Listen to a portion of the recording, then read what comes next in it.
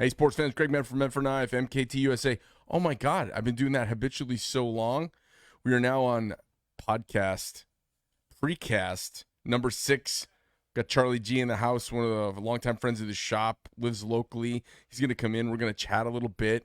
Hope everybody's doing well. I was just thinking about what was like life like a year ago when the greatest president in the world was president still. I'll just take a moment to think. What's the difference between a wet raccoon and Donald J. Trump's hair? A wet raccoon doesn't have $7 billion fucking dollars in the bank. All right, Charlie, come on in, man. I love that.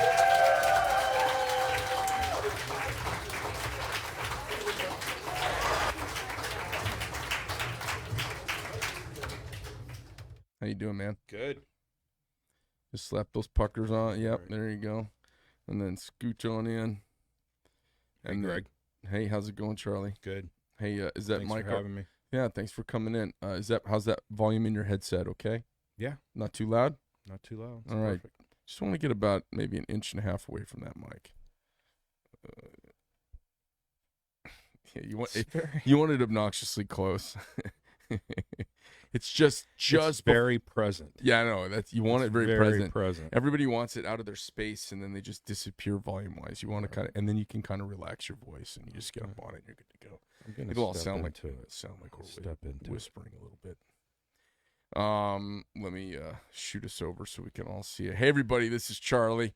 So Charlie has been coming around the shop now for a few years. He has all sorts of fun adventures. We've got a chance to listen to him change careers, change jobs a couple of times, back and forth. It's been fun seeing that. His boy carries our knives. What's Trip slinging these days? Well, Trip's 12. Yeah. He knows the full breadth and width of the Medford offering. He's helped you sell some knives. Yeah. Yep. And right now he's carrying the Praetorian, the grenade. He's carrying so he's carrying the OG. Yeah, the OG gangster grenade. It's a great knife. So when do you have him carry? When does he carry? Well, anytime we were out of the house. So he's slinging around like a $5,000 pocket knife wherever you guys go. Every 12-year-old does, don't they? Man. Well, that's good if you let him do it. Does he know how unique that is? Does he whip it out and like want to show it to everybody? He does. Okay, he does. That's perfect. Yeah, he's very proud of it. He's going to be. And he also from Jake got the Jake the Medford guy. Yeah, Jake the Medford guy. He what also up, Jake? Jake. Do we have like a symbol for Jake yet? We're on the middle camera, just so you know. Do we have a symbol yet for Jake? Does Jake have a symbol? Does anybody know? I don't know. Like, what would the symbol for a J be? I guess it would be like that. I guess it would be like that. Or that. Oh yeah. Oh, that's the sign language one, right?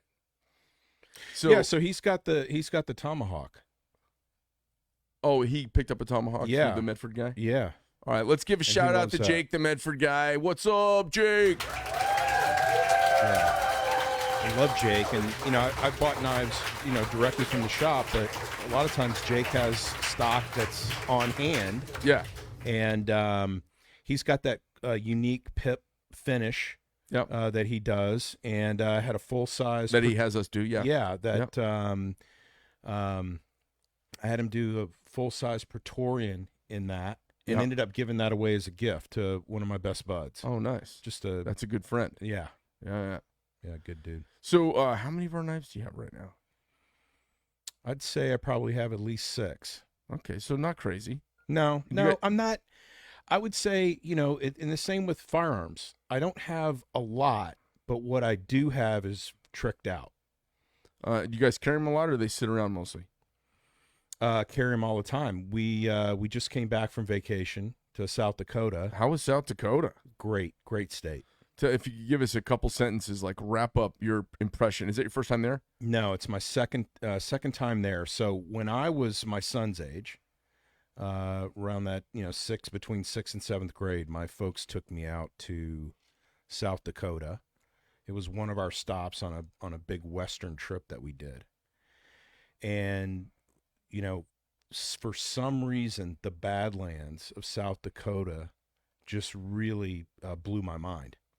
And so I wanted to, kind of share that with my son. So when we decided, hey, we're traveling again and let's get out on the road, we tried to decide where are we going to go.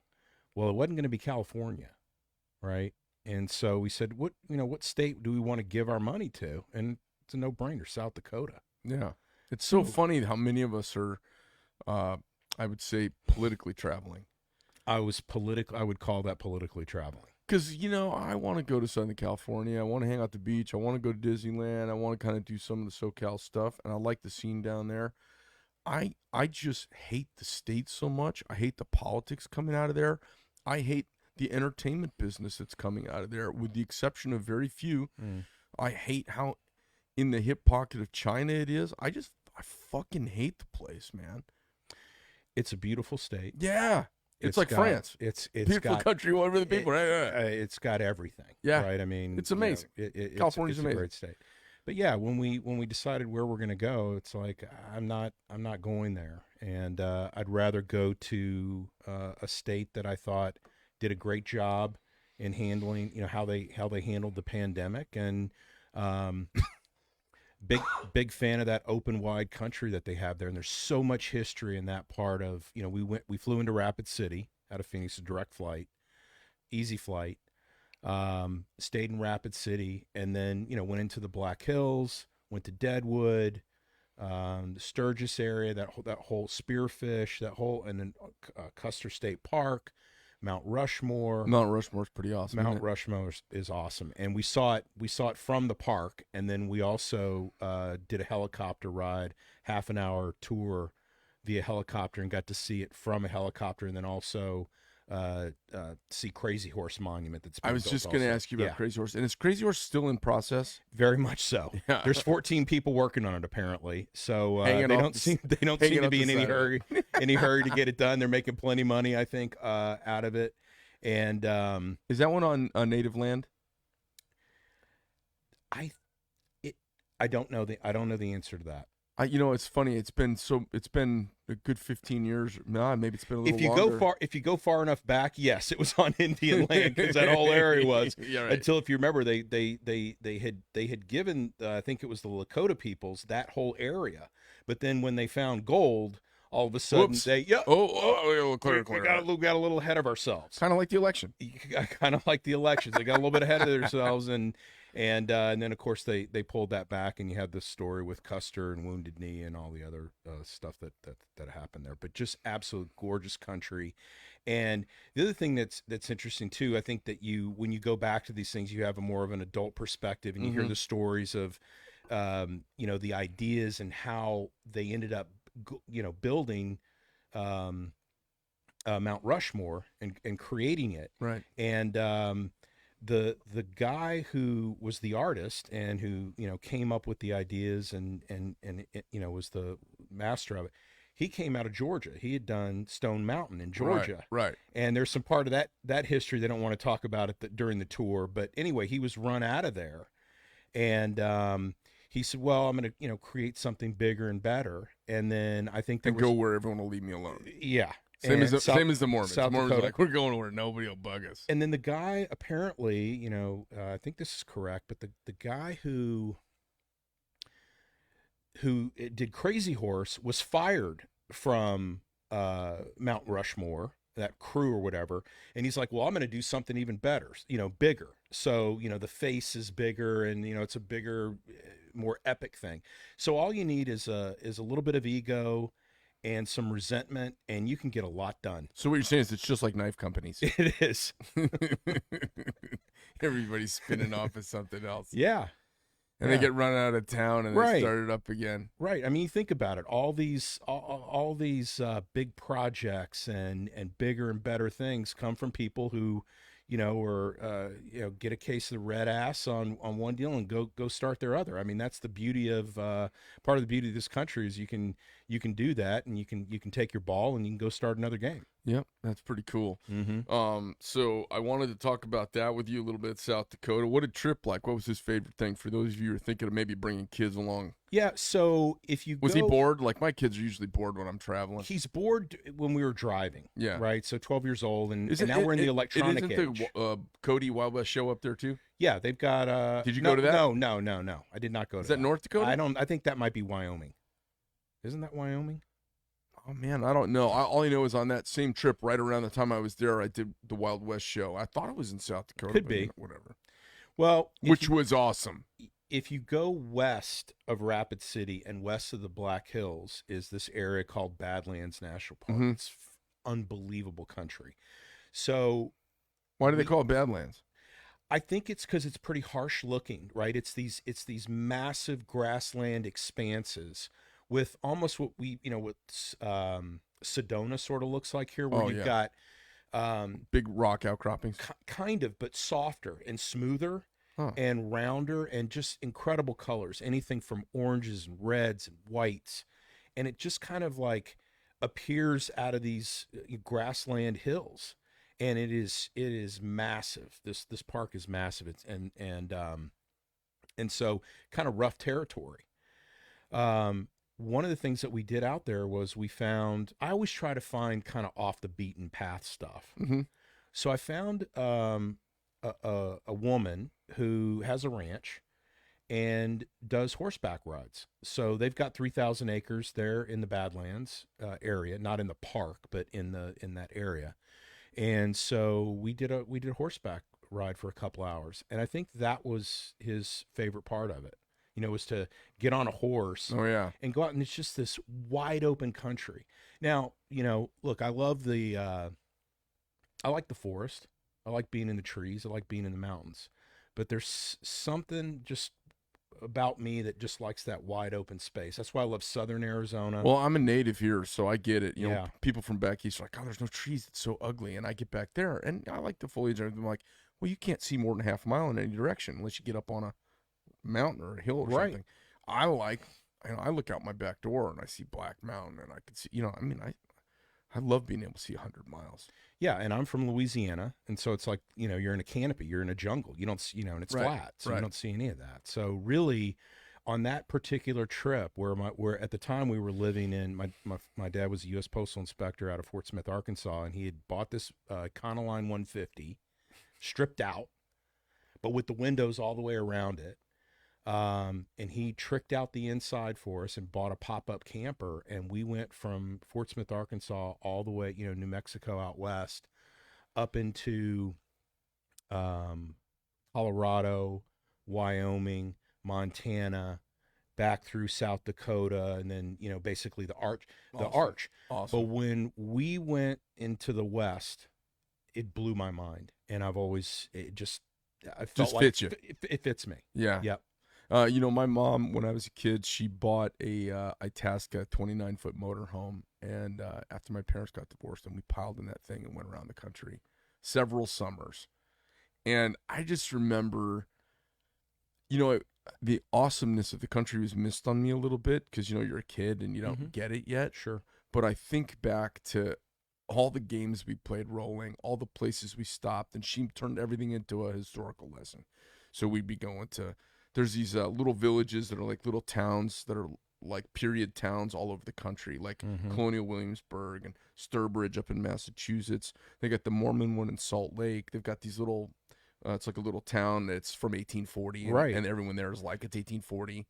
Yeah, Johnson at the Texas White House. There's a family that lives just like that, and on right there on the LBJ Ranch. That's one of these places like that where they're still churning butter. Yeah. And there's a blacksmith out in the back, and people are walking through, checking out how folks used to live. I still just love it, and it was part of the fascination of knife making for me because it did not matter what was going on anywhere. All I wanted to do was hang out at the forge and watch the blacksmith. I mean, that was the only... I was like, oh, let me see that. I don't care about all this butter and cow milk and all that. All I wanted to do is see that.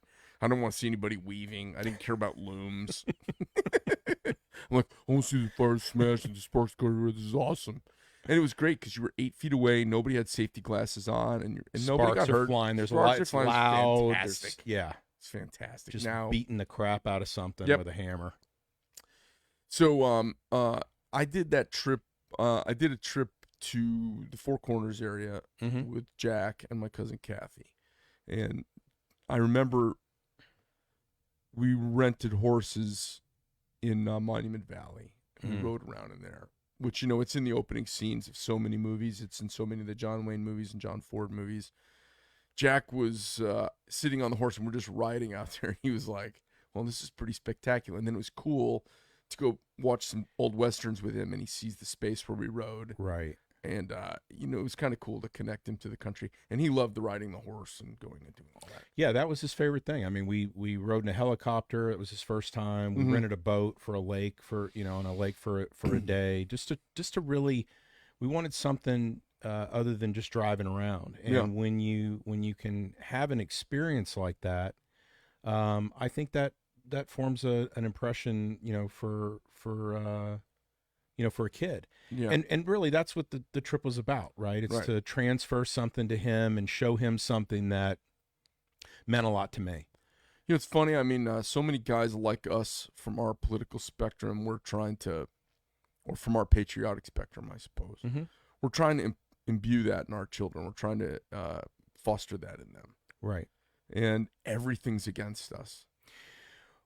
Well, yeah. I mean, just, imagine, what if you don't have the money to knock off for a couple weeks and go jaunting around the country and do all this stuff?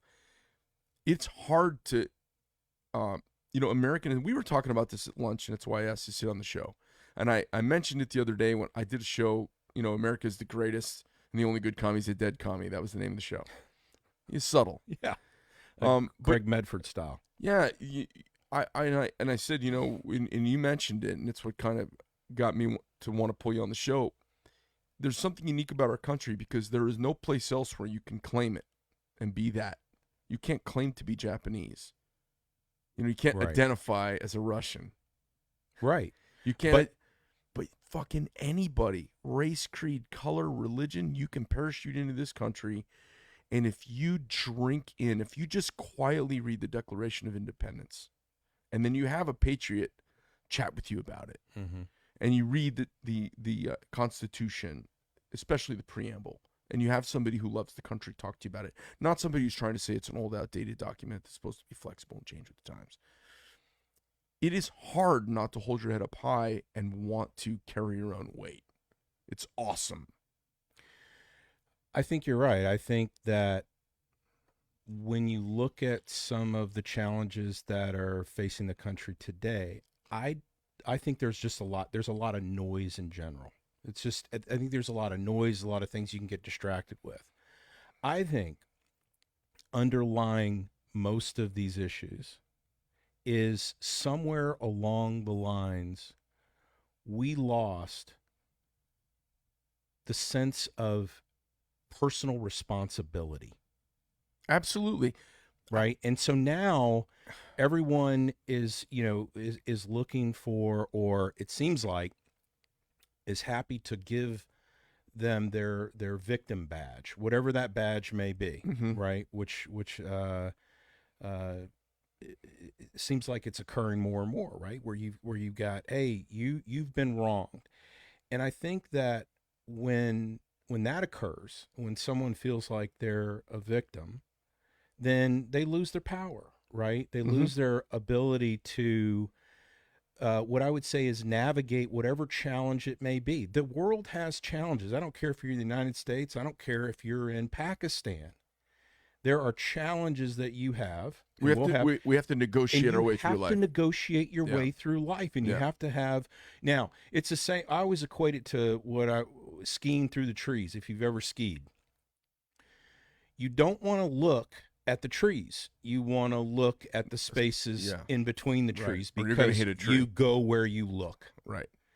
And I think that what we need to teach, and this is what we try to share in my family, is the responsibility that you have to yourself, to your community, to your country, and that there are always going to be challenges, and you have to figure out a way to navigate through those. My dad and my mom and my grandparents and my uncle and my cousin, they showed me that. But these days you have to do more. You can't just show personal responsibility, because I almost feel like it's the human condition to want to squeak out from under responsibility. You got to tether somebody, and I think that's why religion's been such a big part of Western civilization. You have to tether them to a core value. Mm-hmm. So for me, and to quote the founding generation, the new religion of democracy and republicanism, is I try to tie our foundational documents and the claims they make that are so unique and change the world. I try to claim them to everyday, connect them to everyday action. Give me an example of that. Well, so like if I'm talking to the kids about so much of what you and I are opinionated about is powers from far away telling us what to do, even in the light of contradictory scientific evidence, medical evidence, and everything. And I talked to my kids about, our rights not being granted to us from Washington. They are not from the document. They are not from our government. They are from the Creator, right. Whatever you want to call it. I don't care. And what it does, it gives you a kind of, I talk about this, and I know academics have talked about the Constitution as a keel across time. And what does a keel do? It rights a ship in rough seas. Mm-hmm. It cuts through waves, no matter which way they're going, mm-hmm. and it directs the boat. Mm-hmm. And it doesn't mean the ship doesn't lean from left or to right. It doesn't pitch in rough seas. It means it gives you a way to move. Stay true. Yeah. And it also steadies you from the currents you're in, the winds that cross you, the waves that come. It steadies you. And I talk to my kids about we have to connect with the fact that our rights, which are only a few spelled out, but our rights for life, liberty, and the pursuit of happiness they come from the Creator, not because the government told us so. And what we've done, and what Biden and leftists twist, is we yield a little bit of our freedom to them for the collective good. Mm-hmm. We yield a little bit we yield a limited power to mm-hmm. them, so we can make aircraft carriers and build walls if they're needed, and set up offices to check people's identity coming in to make sure they're not global criminals or something. No, but it's gotten out of control. It's gotten out of control. It's all in the name of safety. Right. And are you willing to trade your freedom for safety? And I think if you were to, what is that thing? What is the God gene? What is the thing that is inside of us? And what it's an intrinsic feeling of wanting freedom. And to be able to take risks, right?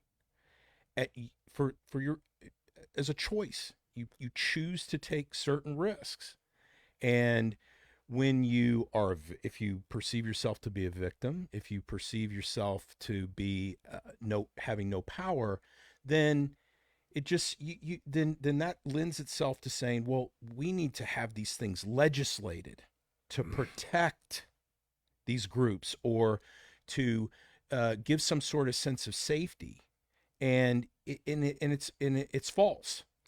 It's false. It's actually, and you know why? When you don't have freedom, I think it kills the God spirit. That it kills that thing that's in us. And that we're not makes talking us about Americans. And we're not talking about Jesus and institutional religion. We're talking about the universal spirit, the value of whatever it is. That bright smile and the bounce to your step and the love of place and feel the foot into the ground, like intrinsic thing in us. And what I was going to say is, and that's why you could take a guy from the center of the Congo, yep, or Nigeria, or and he's an American, yes, because that exists out there, and that's why people come to this country like a magnet, is because there's a special sauce that created what we have here. Now, a lot of countries have a constitution. Yeah. Do they adhere to it? Do they have a rule of law? The thing that kind of strikes me is, I think it's the natural state of humans to be free, and they just don't know it. And you can see that because even our countrymen who sit way left of center, when they go on vacations, they're wanting to do all of these extreme things. What is extreme sports all about? What is extreme authentic moments all about? They're trying to find a free, authentic moment. They don't know what to call it. And then that's my 2 weeks of vacation, or that's my 30 days of vacation. And then they go right back and they put their wool on and act like a sheep the rest of the year. Mm-hmm. When you get people to taste that in their real everyday life, like I have people talk to me constantly about, I could never say what you say, but I totally believe it. I could never do that, but I totally believe it. I'm like, you can actually. You pay a price for it. And you know what? It's totally worth it. Like, it's worth it. It's a freedom. I mean, I don't know if we're going to go down that path of talking about what people refer to as cancel culture. But that has to end. We have to cancel that cancel culture. We need to cancel that cancel culture. All we have to do is we have to continue to calmly explain. We need to, whenever you want to know what something's value is, take it to its most extreme and watch what it does. Mm. The most extreme of freedom is not too displeasurable. The most extreme of regulation is imprisonment. Mm-hmm. The most extreme of cancel culture is some sort of Orwellian state where people basically put their thumb on you and end your life. And that's what they're doing. Yeah. I mean, when I was a kid, I loved to read, and 1984 and Animal Farm are two of my favorite books, political wise. And, you see it. It's like it's literally unfolding. And it's concerned. The police state is now scalable. If you look at East Germany, remember that was people. I mean, there were agents of the government, but they all had people that kind of, would tell on their neighbors, right? They had informants, and that's how they scaled out. Well, I mean, they had to do that with people. Now, they don't need the people. They don't need the people because they've got your phone, and they've got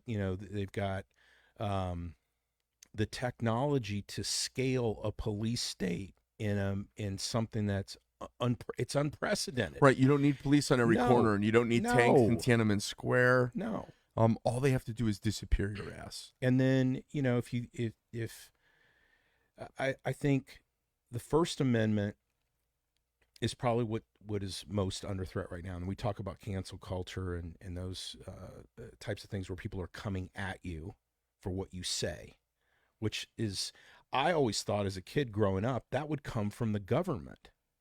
But it's not. It's like it's coming from your neighbor or, some random person that's out there who doesn't like what you have to say, and they get a mob, and, they kind of come at you, and people are losing their jobs over this kind of stuff. And what are they afraid of? This is Frankenstein, what's going on right now. It is absolutely, because so many people's lives is digitally projected into the world. Right. It is the mob with pitchforks. There's absolutely no rule of law. All there is it would be like if Dale Carnegie and Rockefeller just took over the country and ruled how we lived in our physical lives in 1930. That's exactly what's going on in the digital space with 3 companies. It's Alphabet, Google, Facebook, Instagram. I don't know. There's other ones out there. Right. I think I think it's most concerning if you're a small company like yourself, right? Yeah. Where you're in the knife industry. You've got guys that are in the gun industry. And, when you think about it,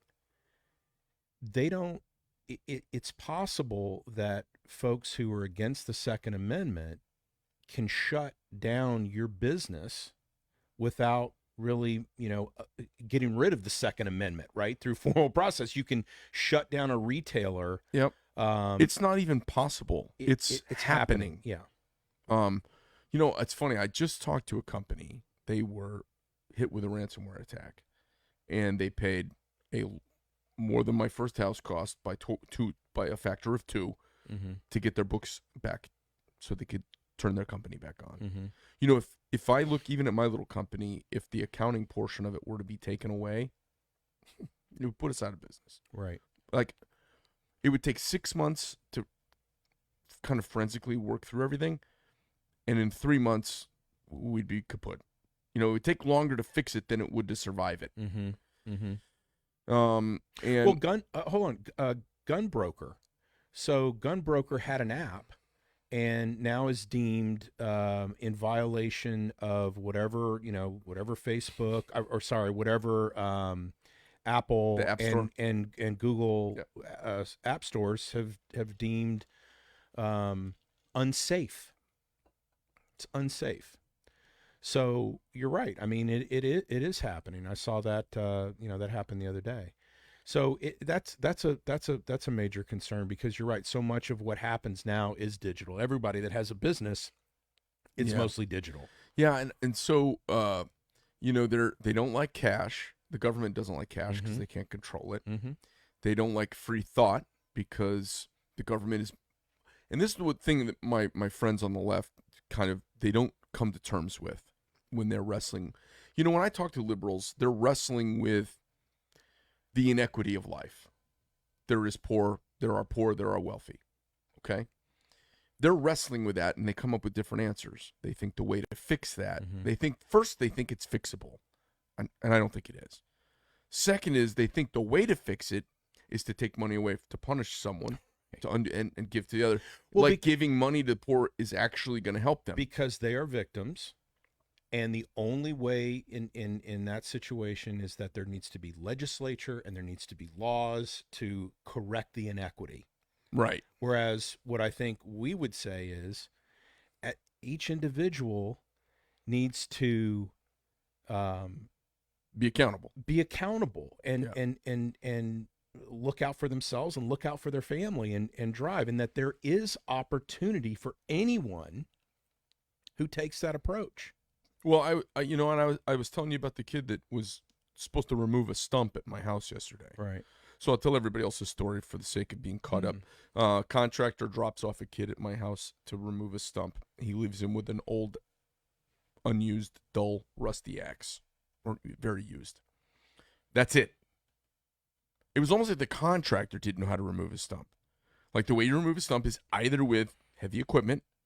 If you're doing it by hand, you dig the dirt away, you cut the roots, or you use dynamite, or you get a bucket loader. I mean, there are ways to do it, but an axe is not how to remove a stump. In his defense, not a lot of stump removal in Arizona. But still. So the guy's a young guy, and he's out there with this old axe, and the axe breaks in no time. He's chopping on one of the hardest woods that grows in North America. And I'm like, did he tell you what to do? No instructions at all.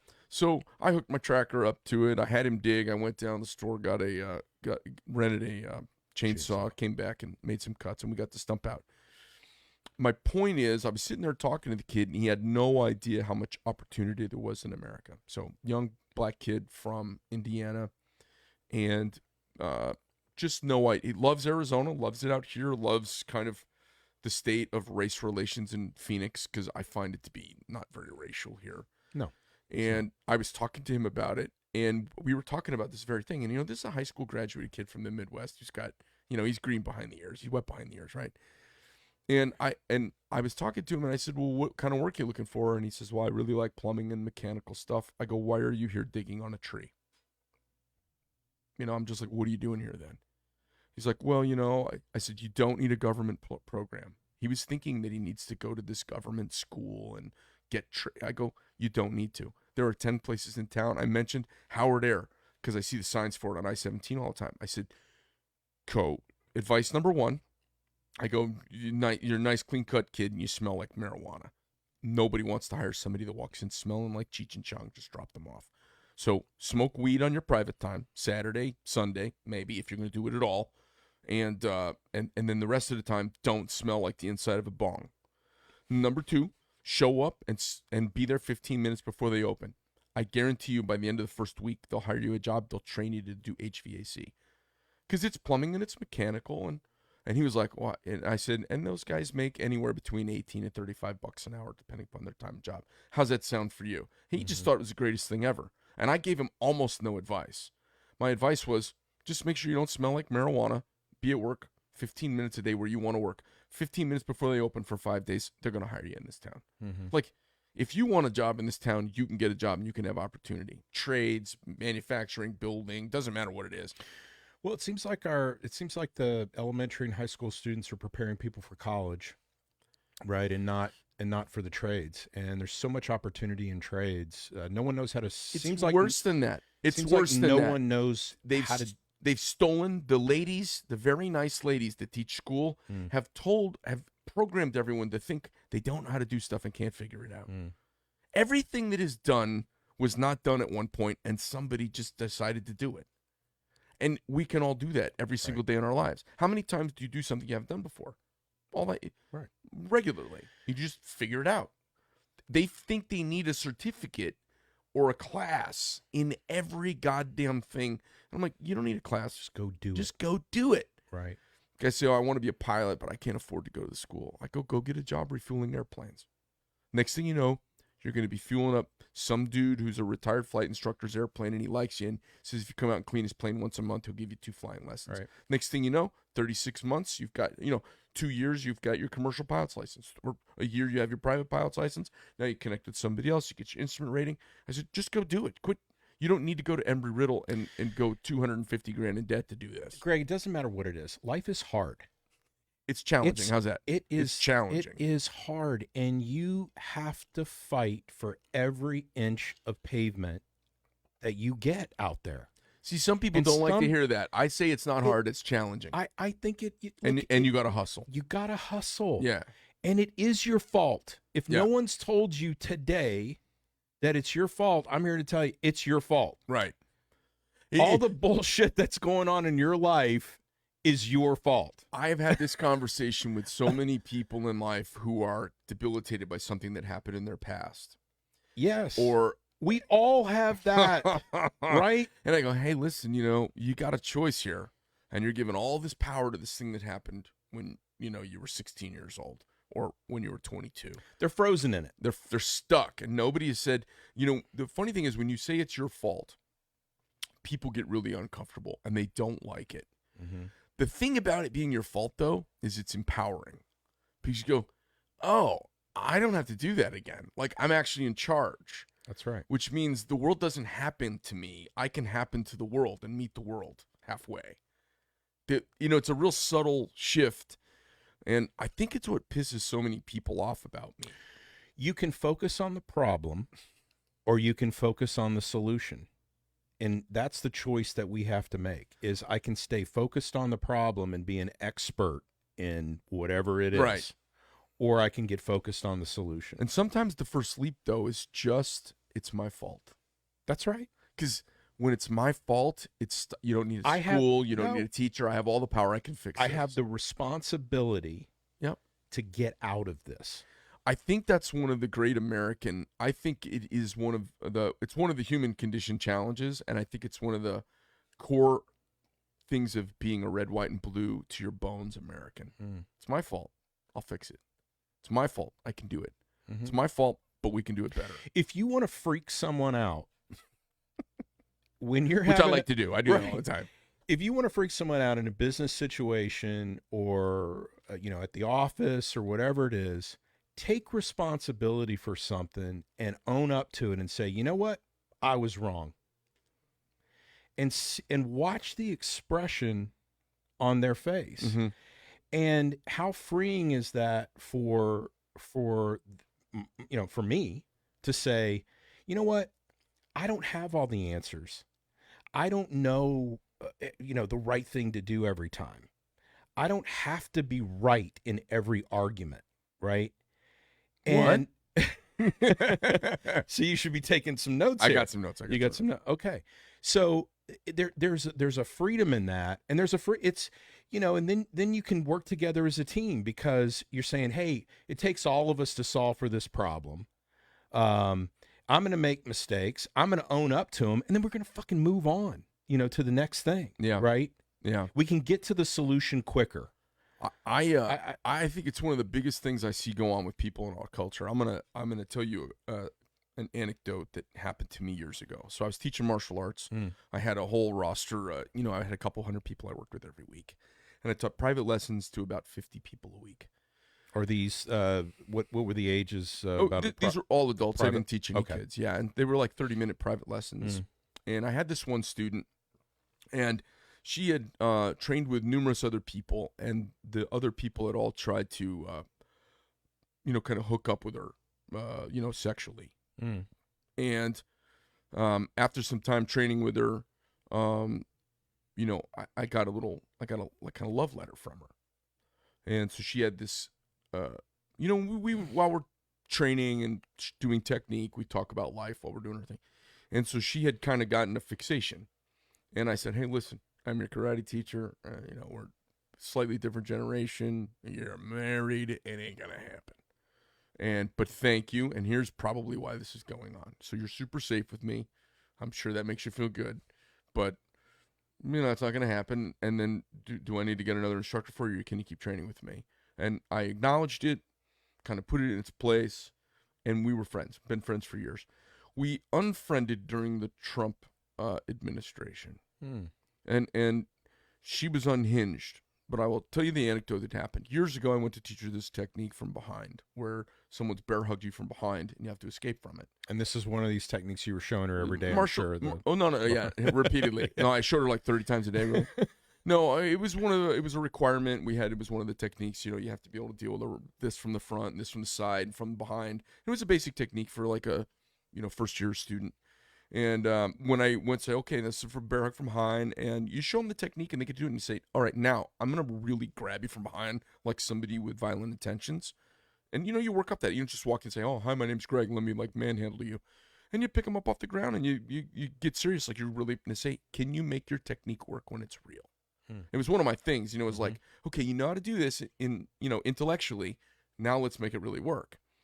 And, it's never anything more than that. Can you thwart the initial attack to give yourself a moment to get away as a female? And she had a meltdown. Now, we'd been training together for several years, and she had a meltdown. And we talked, and so we went out afterwards and had some, hot wings at the local pizza place. And she told me what happened with her. I mean, she had a full-on, I'm talking a crying, emotional break. And I sat down and talked with her, and she said, here's what happened. I don't want to go into too many details, but ended up as a married woman on a single cruise by herself and a dance floor, singles night on the cruise by herself, maybe with her sister, drinking, ended up with a guy back at a room by herself, strawberries, champagne, inebriated adults on a singles cruise by herself. Guess what happened? You already know probably what happened. Went too far. He went too far. She said stop at some point. He didn't. Don't know the details. Wasn't there. Her takeaway was she was raped. And I'm much younger than I am now, and I was very quiet. I was listening to her, trying to be as sensitive as possible. And I said, well, have you talked to anyone about it? She'd been in therapy for years about it. And she said to me, she goes, and that brought all that up. And I said, well, I know when that kind of thing happens, most of us guys, we know not to say anything. Just shush. Don't get involved. Just listen. Let them get it out. The girl's got to talk it out. Don't offer. That's a very real thing. Yep. And obviously, and I think most of us men have talked to some woman that's happened to, and they tell us this, and what do you do? And I said, and she said, well, what do you think? And I said, this is one of those moments, I said to her, where I know better than to say what I think. Which is rare for you. I care less now. I said, do you want me to be supportive right now, or do you want me to do the party line, or do you want me to tell you what I think? And she says, no, I really want to know what I think. I value your opinion. I said, totally your fault. I said, you've been in therapy for 10 years about this, and it hasn't helped. Has anyone told you it's your fault? And she just looked at me, and she's like, I could see she's left the center. She's getting very worked up. She's very mad at me. And I said, you can be really mad at me. I go, but it's your fault. You are on a singles cruise, drinking, back to the room with champagne and strawberries. I don't know what you thought was going to happen. I don't know what you realistically thought was going to happen. And the problem was, everywhere she goes, she feels like it could happen to her. I go, that's not true. Be responsible. You were on a singles cruise. You went dancing. You grounded with a dude for an hour and a half on the dance floor, and then decided to go back to the room, get champagne and strawberries. Did you think you were going to play Parcheesi? Like, what was going to happen? Now, I know people are going to be mad at me about this, and I don't really care. Well, look. But here's the thing. she was really mad at me and stormed off. Then came back to me, and I thought I'd never see her again. The following week, she comes back, and she goes, I have cried, I have punched my pillow, I have raged, and she goes, and I haven't slept so well in 10 years. And I said, how come?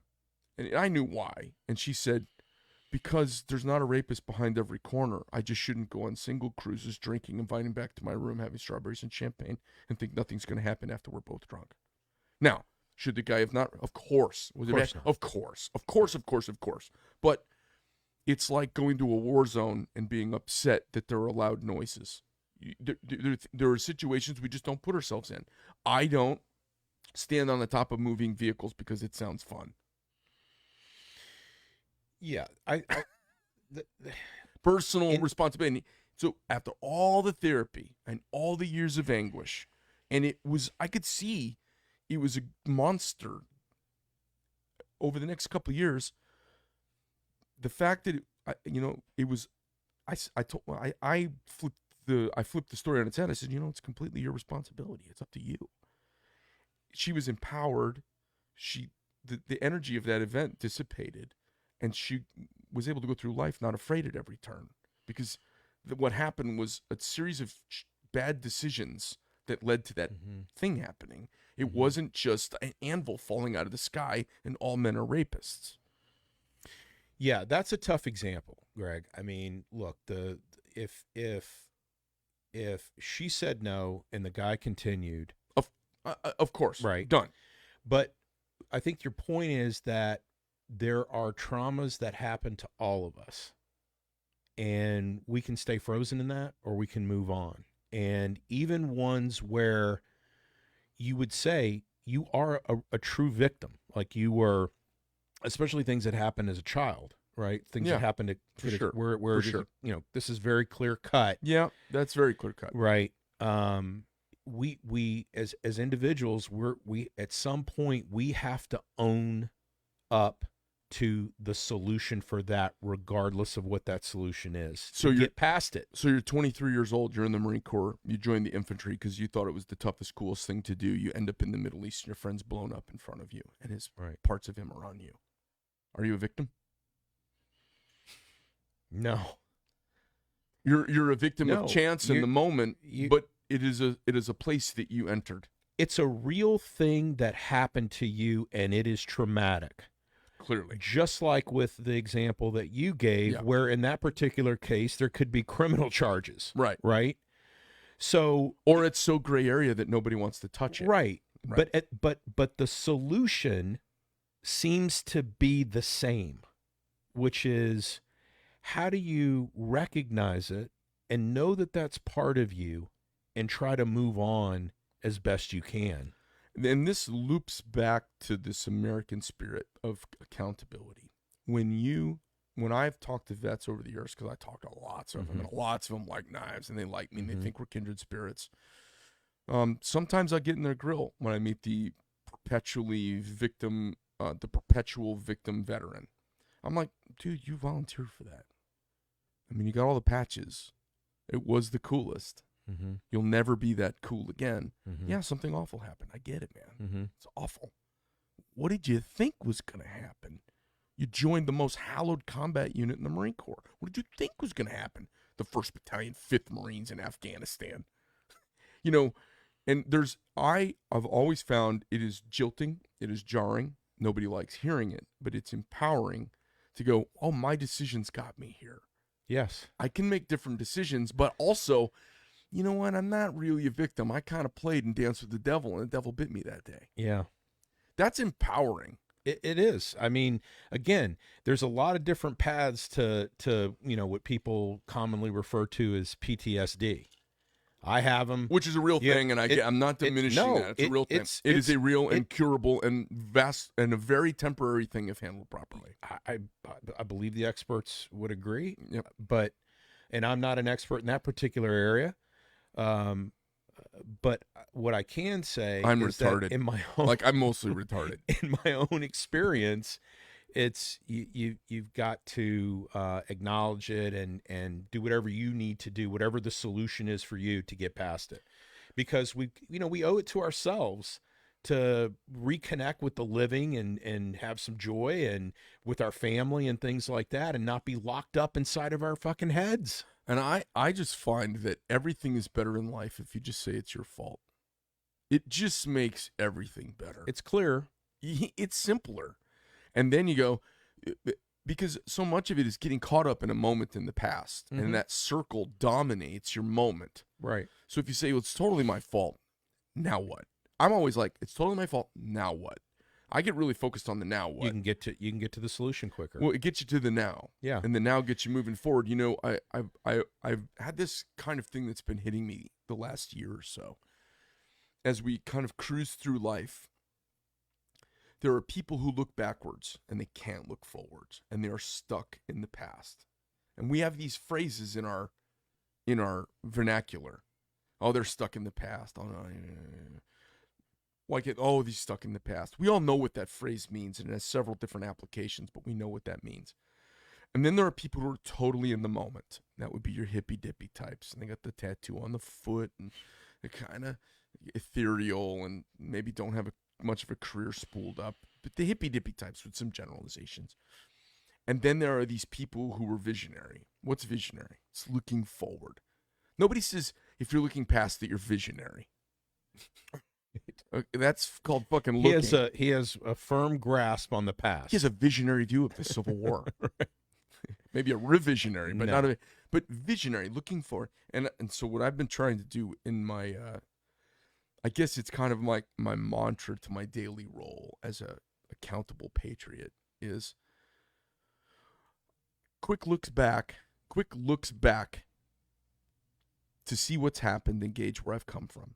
Well, it informs your vision. Absolutely. But only as like fletches to my future.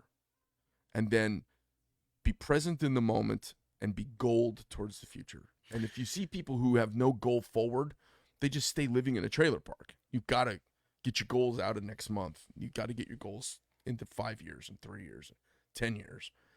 And these are my favorite humans I spend time with these days. Yeah, and look, it ties back to the whole thing we talked about with safety, which is, you can go through life obsessed with trying to never be wrong and never make a mistake.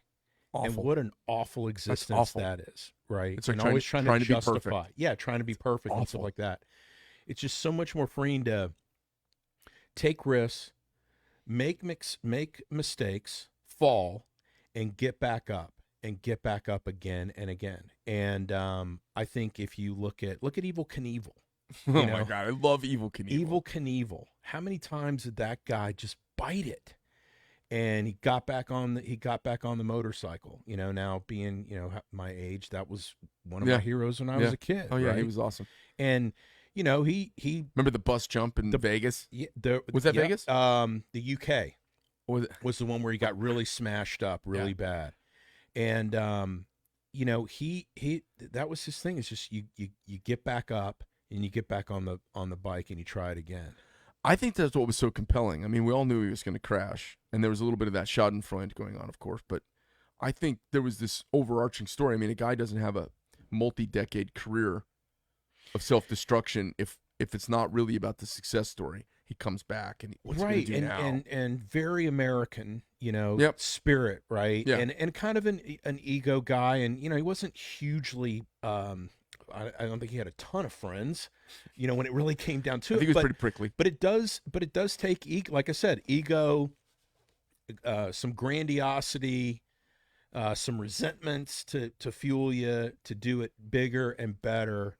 And that's kind of the American spirit and the American way. Yeah, you got to have a fire in your belly, and maybe your dad gives it to you, or your mom gives it to you, or a lack of a mom or dad, or a poverty or some traumatic event. Right. But there's something about having a fire in your belly in this country. You got to have a fire in your belly so you can see through the noise, and find your picture hidden in the noise. Find your success in the noise. And that universal spirit we talked about, those lights are on in all these different places around the world, and they want to come here because this gives them the freedom to do that. Right. And whatever the secret sauce is, the Constitution, the vision that our founding fathers had, that is the framework that allowed us to be as successful as we are needs to be protected with everything that we have. Yeah. Because there's no place else left. I mean, how many patents are coming out of Pakistan? No, I talk about it all the time. There is a disproportionate amount of greatness that happens out of this country, and everybody says, oh, it's by immigrants. A bunch of it is by immigrants. Sure. By people who weren't afraid to move across the lands, to move across the planet to a new land, and were unencumbered by all of the oppression, and they felt so free they do something amazing. You know, so the state of play today, Marxists can't win on their arguments. They can't win on their emotional pleas. They can't win with money because they're a bunch of fucking broke dicks. They can't win on anything other than nihilism. They're gonna play nihilists right now and destroy what we have so that they can grow their little experiment on the other side. That seems to be the play right now. Whether it's, the two things we have here is freedom and rule of law. Right. And it's against the law to shake you down when you get successful. Right. And the rest of the country, the rest of the world, that's what's going on out there. There's a shakedown and an inconsistency. Here there is a consistency. The rule of law and predictable environment. Right, because there's less corruption here. Less. Yeah, and it can... Or it's predictable corruption. Like, hey, we are corrupt. That fee comes up in your second year. It's not, it's not gangsters showing up with guns usually, although that's starting to happen. So the state of play, to me, of the country right now seems like the American spirit is alive and strong, and it's being lived by about two-thirds of the geographics. You know what's crazy about California? We were talking about California. 90% of California is awesome and lovely and gun-friendly, the freedom-friendly, First Amendment-friendly, and Los Angeles County and San Francisco have lost their fucking minds and ruined, and they have so many people, and they've just ruined the state. What I was going to say is the state of play seems to be this kind of deconstructionism. They want to take one of the two pillars that makes this thing work and destroy it, which is rule of law. It seems like rule of law. And then they're doing a divide and conquer with the race thing. Black Lives Matter, defund the police, emotional pleas that don't actually line up with the metrics. The data. Yeah, the data doesn't say. No, the data doesn't support it. I mean, this is a slippery area. It's not slippery at all. Well, and why is it slippery? To start discussing, I think, look, in my view, they're going to fail. I hope they're going to fail, but you can see what they're trying. I totally do. It seems like they're trying to tear down one of the most important things. If you ask people who come here from foreign lands, they're like, I just want a safe place for my family to be. I just want a consistent, I want the rule of law. Right. I want order. And it seems like they're trying to deconstruct that at every level. So, certainly. I mean, and if you... I mean, where do you start? You start with what's going on at the border. Do you start with trying to expand the Supreme Court? Do you start with trying to get rid of the filibuster? Do you talk about the voter laws? I mean, there's so many different areas that you can see where they're pushing on to try to become really the only power, right? The party of God. I think what's interesting too I see happening is that the Democrat Party has become the party of the establishment. So weird. Isn't it weird? Because they were a bunch of pot-smoking hippies 20 years ago. Right, who were, terrified of the government and very, anti-establishment. Anti-big business. Anti-big biz, anti-establishment. Now they are aligned with all the big tech companies. Big government. Huge government. And what's really curious is the intel state. Like, it seems like they are just all cozied up with the intel state. Yeah. And the intel state, the intelligence community, they don't want rules. They don't want to not be able to look inward. They don't want to have to abide by a charter that limits them. They're their whole existence would be to push the edge of the charter. Well, and if they're not looking external, they've got an army of people. They got to do something. Internal. They're looking internal, right? Yeah. And so, by its nature, it is going to focus somewhere. And if you've established that one half of the country is the enemy, then the party that's in power is going to look there. But I think it's interesting that it has shifted, and it seems like the Republican Party, at least a portion of it, is more of like this populist thing. Yeah. Right. Weird. And the worker, and that's what freaked them out. Trump stole a big part of their sales pitch. Yeah. Right. Where it's like shift. So I think they're seeing that. I think they're really concerned with it. And I think that was part of the payments. I think that's a big reason why they handed out a lot of money during the pandemic. I think that's a portion of it, is to lose that piece of it. And then if you talk about the border, it does seem like they want to have some sort of impact on the demographic of the United States. I mean, there's a lot of people coming in. I think it's a miscalculation too, because I think Hispanics, as soon as they taste the first or second generation of success, I don't think they vote as left. I agree with you. I think that you would be hard pressed to find a harder working group of folks than our neighbors to the south. Oh yeah, around the world. Yeah, and they will outwork us. Well, certainly the first generation, and that's what they used to say about Greeks and Italians. Then they become like our kids. Yeah, and they will, and they do, and we already see it. There's a generational kind of arc. That study's been, the studies have been done on that, and it's really clear. But the calculation is that that they will vote that they'll vote a certain way. They're silly Marxists, and if we give them free stuff, they'll continue to vote for us because they're just dummy little brown people from south of the border. And I think that you're right. I hope that's miscalculated. So I don't think this is going to win. I think they're not wanting Cubans to come in. That's for sure. No, because they're not an electorate. It's gonna go. Yeah, it sounds great to have Biden in charge. Yeah, they're very silent on that. And I mean, think about the opportunity right now that we have. That's another thing too. Is I don't understand. Hypocrites. I mean, a lot of what the world is prestige. Of when you think about the countries, right? You want to maintain a certain prestige. Mm-hmm. We have this opportunity. China, it's a very look. That's a complicated. That's a whole different show. A whole different show. But I think we have an opportunity to capitalize on mistakes that are being made around the world, and I don't see us capitalizing on those things. No, we are finger painting in our own feces, and there's so much that can be done. You know what? This is what astounded me about the last presidency. The guy with both parties against him. It took 3 years for a good bunch of Republicans to kind of finally come around behind him, to finally see the chicanery that was going on behind the scenes. Mm. He turned the country on in a way I've never seen before. Yes, it was polarizing. Yes, everyone got mad at each other, blah, blah, blah, blah, blah, whatever. But I've never seen anybody so purposefully. I don't know if there's any time in history where someone has purposefully, directly and specifically just turned on the economy.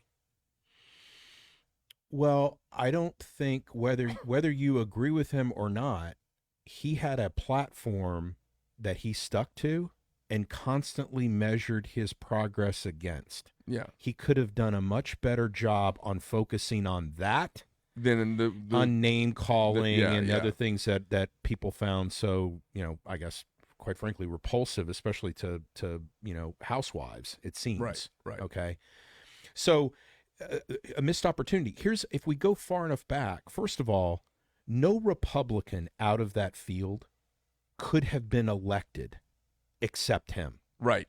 Because if you remember, the MO was conservative guy, Republican guy says something. The media and everybody go, I can't believe he said that. And then there was the immediate apology and retraction. That was the constant MO, right? Of that field. Well, certainly the entire field were rhinos. Yes. And this is one of the most fascinating. You're getting ready to talk about something I'm like balls deep interested in. But and then he would punch back, right? And then everybody was like, "Whoa, wait a minute." And I don't think he never stopped punching back even when he didn't need to. Right. Which he was almost like a boxer that got hit so many times. You sit him down the corner and he punches his coach or his trainer. Like, like, oh, come on, man. Shadows. Yeah. Who do you think is the most interesting case study of that entire field and what's happened since? I could tell you the one that has been the most interesting to watch and the one that I'm glad happened the most. Ted Cruz. He's gone through an evolution. Beard, jeans and golf shirt, kind of rebel. He's hit a different stride. I think he's learned from the Trump populism and what happened, and he's going, I think there's a new calculation with him. I don't know if he's electable because he kind of sounds a little condescending, quite frankly. I don't know if he's federally electable or not. I don't know. I mean, I thought and the crash and burn of Jeb Bush. Jeb Bush, I mean, he doesn't even exist It's a anymore. dynasty family, and the dude, I mean, Trump killed that family.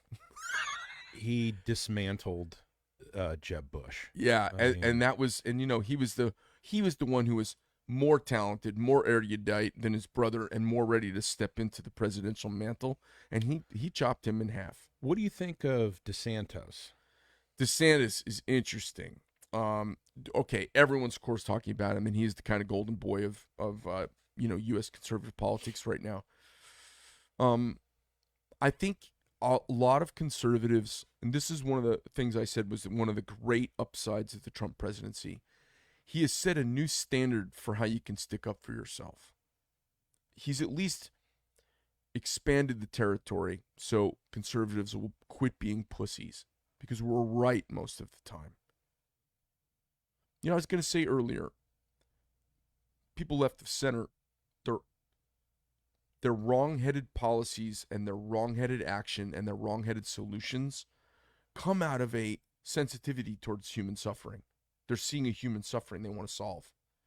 They're right in what they want to do, and they're wrong in their belief system. They believe the federal government is the way to get it done. Which is the absolute. What we've seen from the federal government is they are pretty much awful at everything they do. The only thing they're good at is something no one else would ever do in a million years, is build a navy to use every 50 years.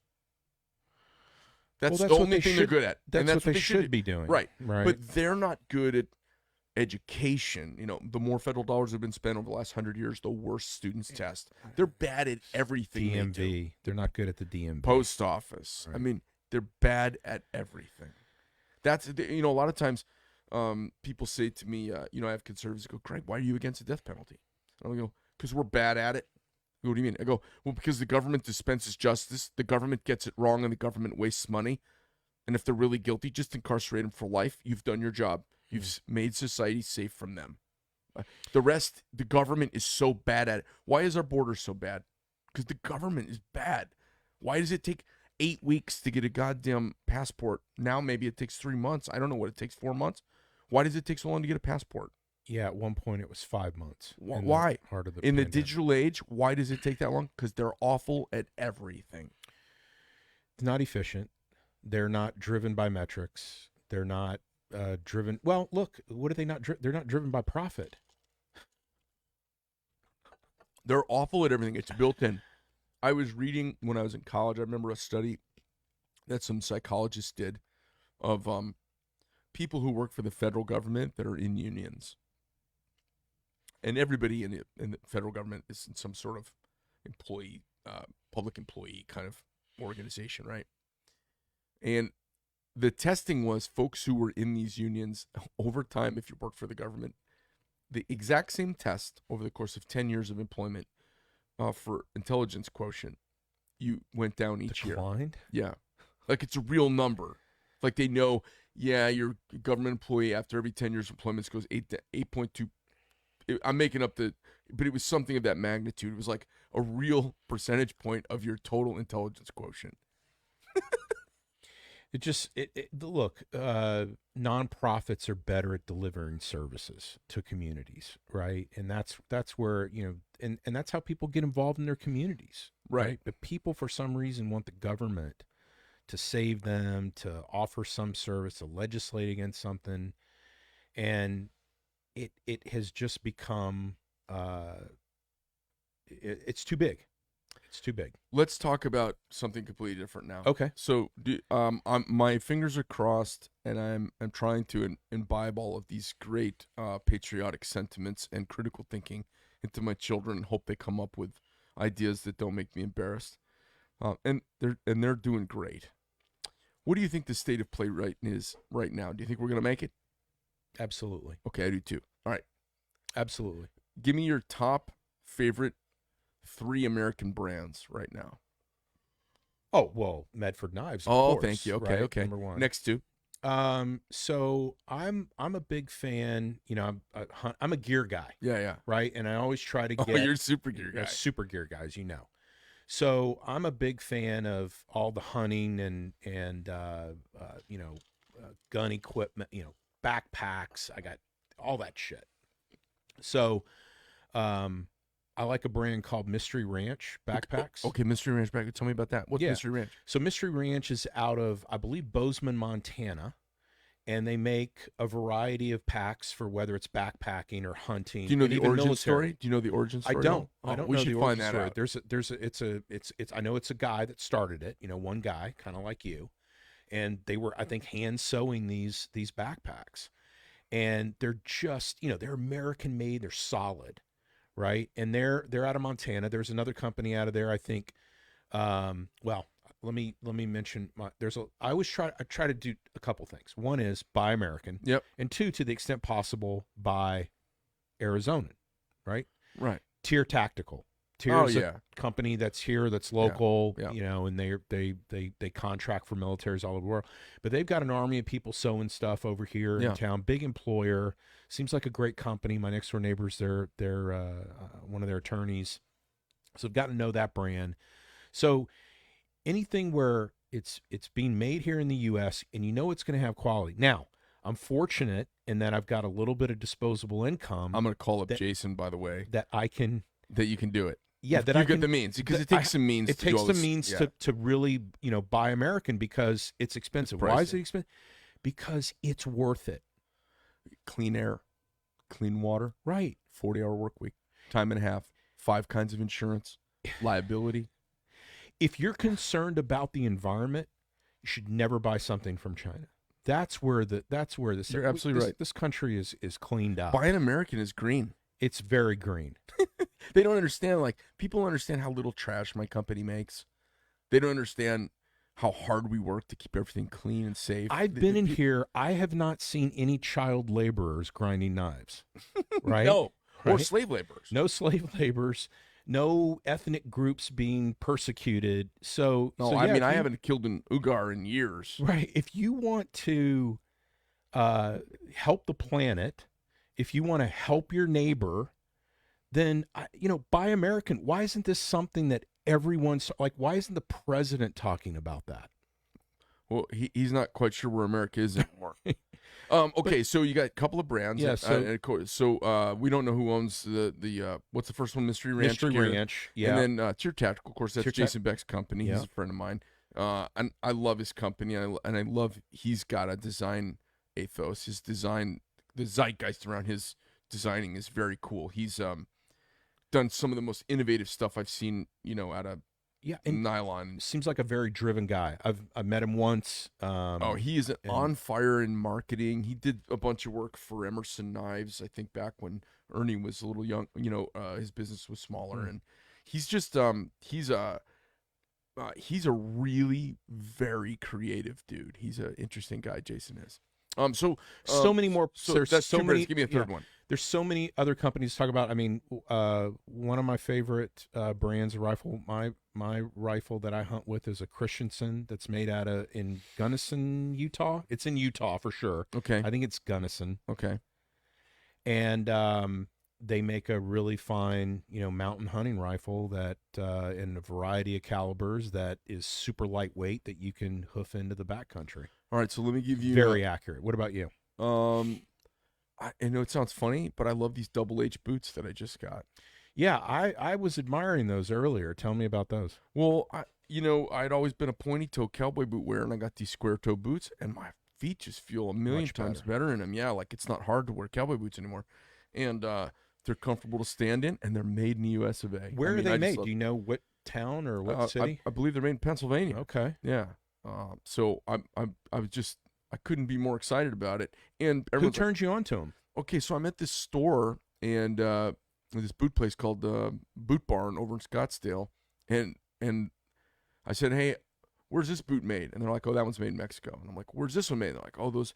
Oh, what started the conversation is I went in wearing a pair of my old boots, and they said, oh, those are nice Justin Ropers you got on, and they're just too small. My feet have grown, so I'm an 11 or 11 and a half now, and maybe you have more pressure on your feet, and it's causing them to expand. I think it's like a hobbit. My feet are expanding under the weight of my success and girth. So my 9.5 boots that I got 25 years ago, they don't even fit anymore. So I went and they said, oh, those are. I said, oh, do you have any Justins here? They said, no, they were all making them all in China, so we don't carry them anymore. And I was like, well, that's awful. And I said, okay, well, which ones are made in China? And he's like, oh, that one, that one. I said, which ones? Where are the rest of them made? He says, most of them are made in Mexico. Okay, made in Mexico. Yeah, me too. And I said, well, where's Hecto Imano? Yeah. And I said, where's your American-made boots? And he's like, he starts scratching. He says, yeah, they're pretty expensive. And I was like, really? I said, well, what do you mean expensive? He says, oh, these are like $218. And I was like, are you shitting me? These boots are all expensive. Yeah, but they're a little plainer. I go, okay, so a little bit plainer, you can get American made. I said, I'll take a pair of those. So we found the pair of boots, and I just love them. He said, the really nice thing about the American boots, he goes, these ones, the bad part about selling them is nobody ever needs to replace them. They just last forever. And I'm like, sold. Okay. I'll take 2 pair. Are you shitting me? No, I didn't. I never thought in a million years I would wear a pair of Western boots with red uppers, but they've got red leather uppers, and I just love. No, very handsome. No, yeah. Thank you. How about my boots? Yeah, the boots too. And then let me see. I just haven't bought much stuff lately. I do have to admit, I bought a pair of hunting boots that were made in Italy. They're like the Gucci. Are they nice? They're like the Gucci of hunting boots. So I had to pull the trigger on those. So, yeah, that's awesome. Every once in a while, you'll find a well-made, whatever it might be, from Italy. Yeah, the Italians have got a real sense of style. Got that. And leather. Oh boy, they sure do. They sure do. I don't know who's doing the work now. Maybe they're outsourcing it to Turkey. Who knows? It's expensive to make stuff in Europe. Yeah. They've got an interesting knife community over there in Maniago, up in northern Italy. You would know. It's kind of a old-fashioned, kind of one of those, it's like a neighborhood where everyone makes knives. They have the kind of same thing with firearms. Yep. Where they're all kind of in one area. It's kind of a guild thing. Yeah. It's exactly right. So there might be, Italian shotguns. Many of them have their actions all made in the same shop. They have their barrels made in this other place. Got it. They share specialties within the street. Is Perazzi like that? I don't know. I think so. And I don't want to say and talk out of school. I just got measured up and just I didn't ask them where they were making the triggers. Those things are sweet. Yeah. They're sweet. All right. Well, anything else we want to wrap about? Because we could talk about China next time. It's worth talking about. As everyone knows, I have plenty to say about China. I'm mad as hell. I'm glad it seems like it's catching. I do, and I think that we had an opportunity to put Xi in a real tricky spot, and we you mean with Trump too? Well, I think he's in a tricky spot in the country, right? I mean, I think we have you mean in his country or in our country? In his country. Oh yeah. And so I think there was an opportunity to really, help him fall, or diminish his prestige, and it seems like that's missed. And I don't think that the current administration has a strategy around that. So, and I think that sometimes we give them too much credit. The Chinese. Yeah. And I think that, again, as much optimism as I have in our kids and where the country will end up, I kind of have the same feeling about China, is that they're going to trip on their own. I have the same feeling. Right. It's the only, because I'm like, everything everybody's doing, in my opinion, is wrong. But I feel like big unbridled government will fail. It can't not, or we're wrong. Right. And that's not a world I want to live in. He's premier for life. Never even has to be elected again. Mm-hmm. He's not really like he's an old guy. I'm hoping. I'm thinking there's going to be some big stumbles on their part, and we got big stuff happening with Taiwan soon in the next few years. It's going to be a big deal. There's really going to be a question that the entire world's going to hear the answer to. If America says it is your friend and on your side, is it just for business or is it for reals? That's going to be the question that gets answered, because this is going to be one of those things. Do we give China a deep water nuclear submarine port? Or do we, or do we hold the line with an ally and a democracy like Taiwan? That's what's going to be interesting. You'd think Japan would also want to. Japan's in on it too, right? Would want to get in on that. And there's another thing too. There's a coalition between Russia and China right now, and Russia's almost insignificant on the, horizon in many ways. But that's not a guarantee either. They've also been, huge rivals, and there's big animus between the two. Sure. Yeah. Well, listen, Fun stuff. I like Good you. Discussion. I like you, and I'm very bullish and very positive about America. Even when you get an addled coot who has no idea what he's doing, surrounded by a cabal of ding-dongettes, screwing up at every turn, they are still not. They're overturning Trump's executive orders by fiat that were not law, because he didn't have the weight to make them law. But they're not overturning the ones that are pushing on China. They're holding on to the stuff that goes, that makes the most sense. Even they're quietly upholding a lot of what he did against China. So there's somebody in the background tugging at some sense. And I think everybody comes in and claims they have a mandate in the euphoria of the win. Sure. Like the champion who raises their arms, who barely won. They're one punch away from being flat on their ass, but they won. They're running around, and they found out, having a 50-50 Senate is not a mandate. Right. Having 13, and they lost a lot in the Congress. Yeah, to having a 13 House lead in the Congress is nothing at all. No. When you were supposed to gain and they lost, and they're finding out all of these crazy things, like Puerto Rico and Puerto Rico becoming a state, D.C. becoming a state, throwing 4 more permanently Democrat senators into the Senate, the packing the Supreme Court, all the things that we're like, what are you going to do? Federal election bill, $3.2 trillion stimulus package, all of that getting shot down on one vote. Kristen Sinema just knocks Kristen Sinema, I really, I'm sort of impressed by her.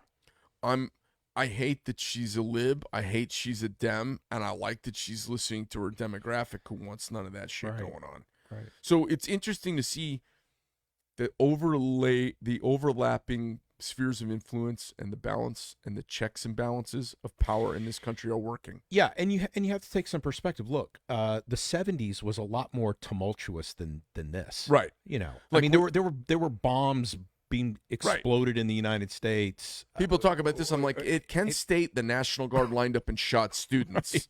Right. We don't have anything like that going on. No. I would say it's more of a fight for the soul of the country, and I'm very optimistic about that, especially when you turn the news off and you go around the country and you get out of the big cities. You see what the country is really made of. We kind of shit on California a little bit in the beginning, especially me.